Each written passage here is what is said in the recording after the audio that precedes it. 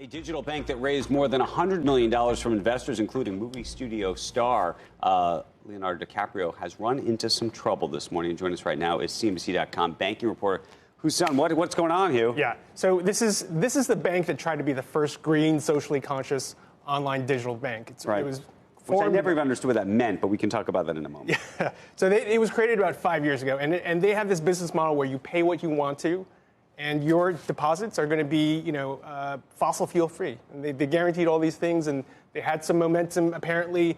And what we heard is essentially that they ran into trouble. So this year, the funding situation is not quite, the risk appetite from VC investors not quite what it was a year ago. And so now that their Series C is basically up in the air, and they've fired 15% of their staffers, they've stiffed some vendors, and these are all signs of financial distress to me personally. So green, you don't mean green, you mean woke green.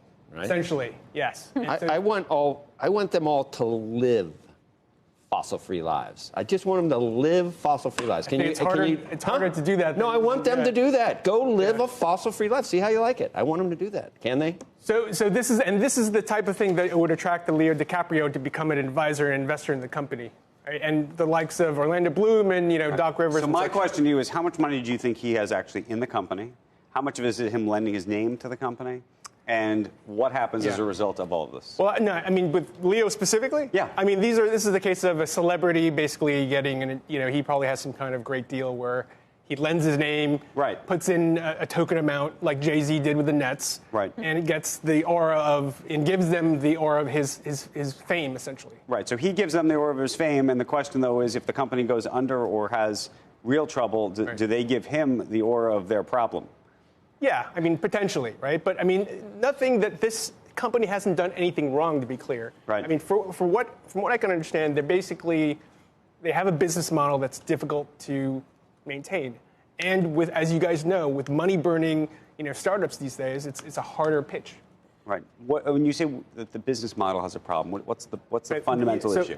The unit economics of these new online banks are questionable. Right. Essentially, customer acquisition costs are so high. How do you make money from these people? That's why every fintech startup under the sun is adding checking accounts, adding all these free brokerage trades. Again, to bring it back to the day's big news, Charles Schwab, in talks to buy TD Ameritrade. Yeah. How much of that is a function of these companies, as we were talking about earlier, all subsidized by Silicon Valley, losing a ton of money, and yet the traditional guys have to somehow compete against them, and and feeling pressure to consolidate to somehow deal with it. It's all in the mix. It's all in the mix. And if you look at this specific, the new bank, Challenger Bank silo, they've got Chime, they've got Varo, they've got the Europeans. One of the insiders at this company, Aspiration, said it's like the second invasion of the Beatles because you have Monzo, you have Revolut from the UK coming in. These are huge challenger banks that have a lot more investment, a lot more momentum. Right. They're coming to the U.S. And if you're a VC investor, do you want to say, well, I'm going to put my money in Aspiration,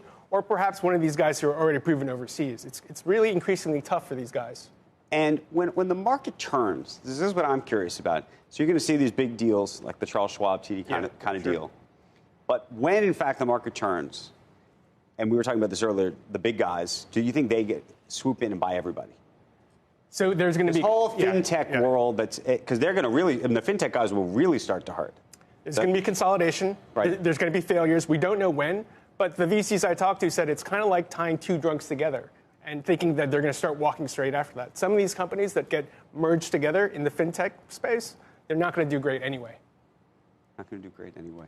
And then what about, the JP Morgans of the world? Do you think they pick up some of these guys? JP Morgan doesn't need them. Arguably, you could look at, a Goldman Marcus. Yeah, we talked about Goldman earlier. Right. Say in a distressed situation, Marcus decides to pick up something with a lot more scale than they do and immediately go and jump, a couple ranks up in terms of being a direct-to-consumer player. Right. I think that's possible. But again, we're not at that stage yet. I think this is potentially an early sign of that. Okay.